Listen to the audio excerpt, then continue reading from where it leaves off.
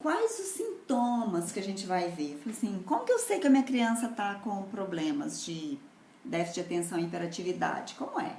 Quais os sintomas que aparecem? Olha, incapacidade de ficar quieto, mudanças de humor, agitação, incapacidade para se concentrar, ataques frequentes de raiva, problemas de memória, incapacidade de terminar as tarefas, impulsividade, a gente já falou, mas voltando aqui para essa relação, né? E também para fazer uma recapitulação para quem está chegando, distúrbios de fala e distúrbios de aprendizado. Então, tudo isso são sintomas que a gente percebe nesse quadro, né? Outras causas, eu já falei de algumas, mas outras causas que podem acontecer são, por exemplo, baixa de glicose no sangue. Às vezes a criança passa tempo demais sem se alimentar, às vezes porque ela está muito distraída com o que ela está fazendo e às vezes porque o adulto que está perto dela não percebe que a alimentação mais frequente é muito importante. Então, pode ser uma causa subjacente aí, tá bem? É difícil exames que trazem diagnóstico a respeito disso, né? Do ponto de vista médico. Então, é importante perceber essa possibilidade de alergia, tá? E verificar se também não tem uma candidíase, se não tem uma questão intestinal, se não tem deficiência desses ácidos graxos essenciais no organismo, coisas que a gente vai perceber mudando a nossa alimentação.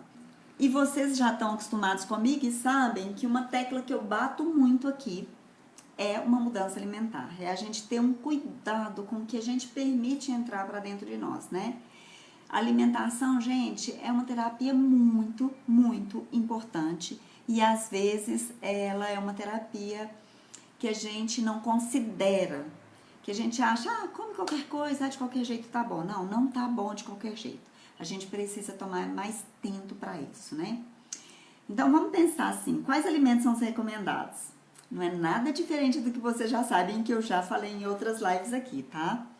Mas alimentos frescos, preparados em casa. E aí, a gente pensa assim, às vezes deixar o tempero pro final e temperar o prato dos adultos um pouco diferente do prato das crianças, para que elas não resistam a esses alimentos de qualidade, tá bom? Ficar atentos, então, para alimentos ricos no complexo B. O complexo B, as fontes são arroz integral. Às vezes você pega um arroz integral, já cozido assim, e faz um arroz de forno, faz um arroz com legumes, você inventa com esse arroz e às vezes a criança se diverte comendo aquilo e sem reclamar tanto do que está indo junto, né?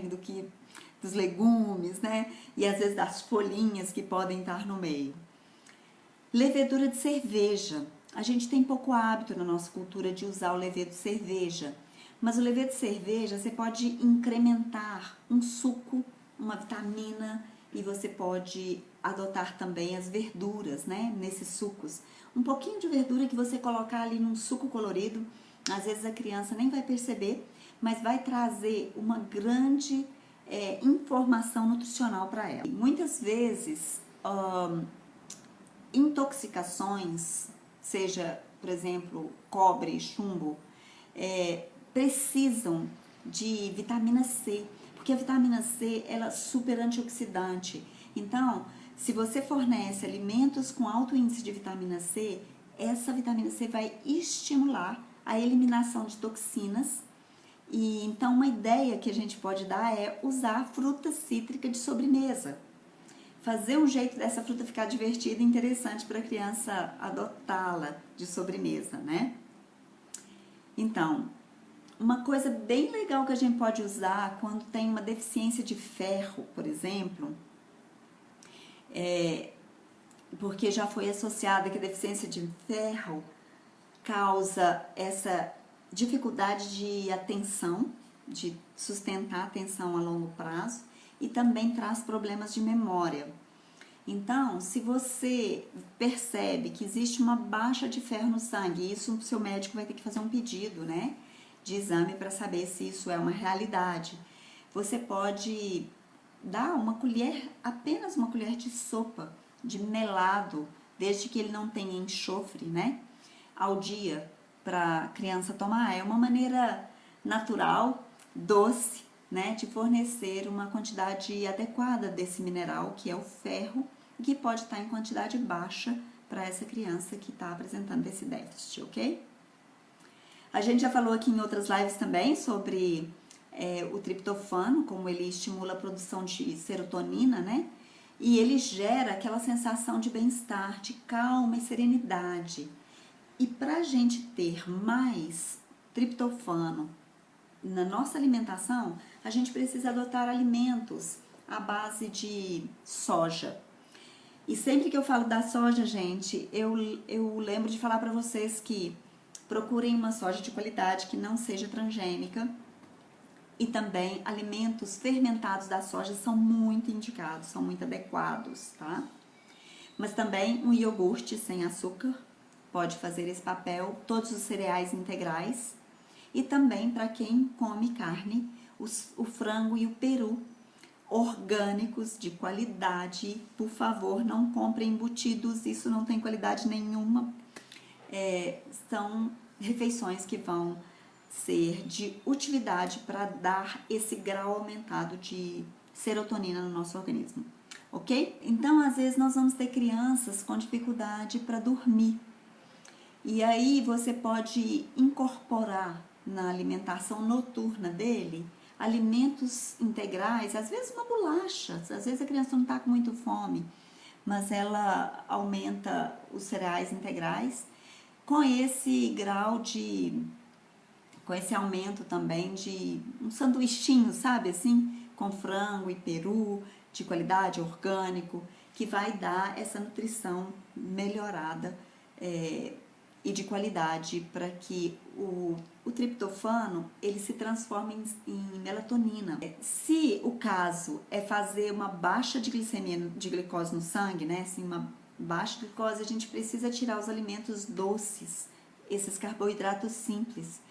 E a gente pode trocar isso por proteínas de qualidade, como nozes, leguminosas.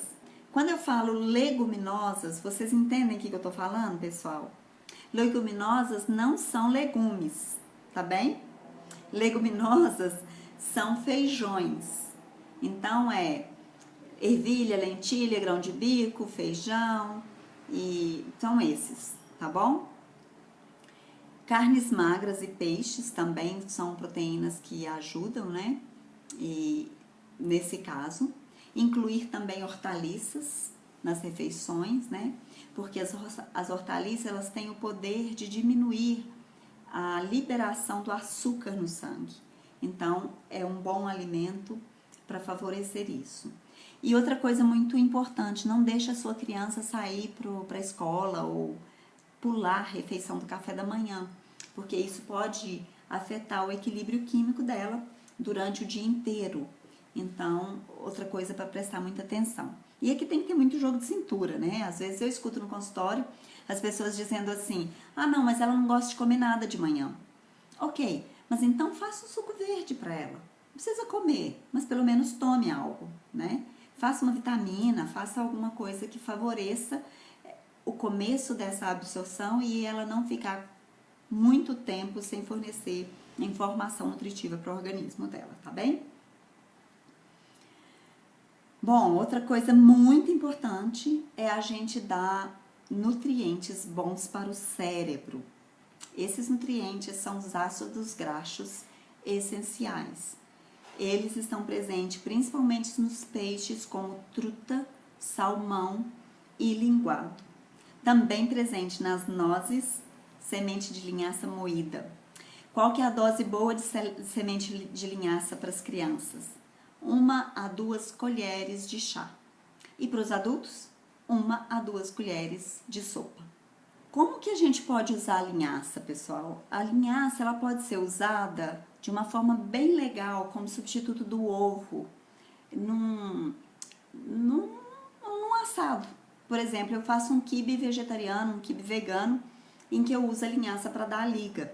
É só você deixá-la de molho por algum tempo, uma meia hora, uma colher de linhaça para 4 colheres de água, e você então bate no liquidificador e isso vai ser agregado ao bolo, ao assado que você puder e quiser fazer. E esse assado, né, fica sendo uma boa forma de a criança levar um lanche para a escola. Uma coisa que você fez, que você tá preocupada mesmo com a nutrição, né? E tem outras formas, cozinhar a linhaça no arroz, bater no suco e assim por diante, tá?